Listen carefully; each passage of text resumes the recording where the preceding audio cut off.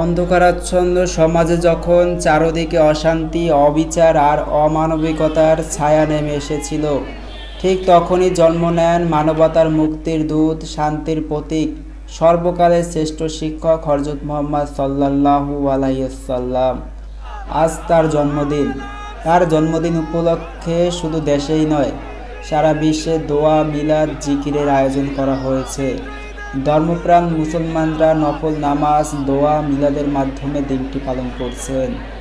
রাশেদ হাসান অন্তর, চ্যানেল এল।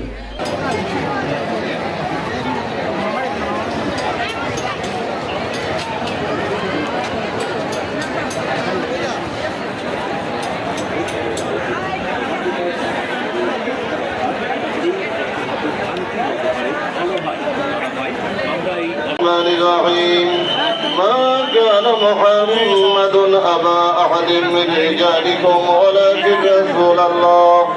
ولكن رسول الله وخاتم النبيين وكان الله بكل شيء عليما إن الله وملائكته يصلون على النبي يا أيها الذين آمنوا صلوا عليه وسلموا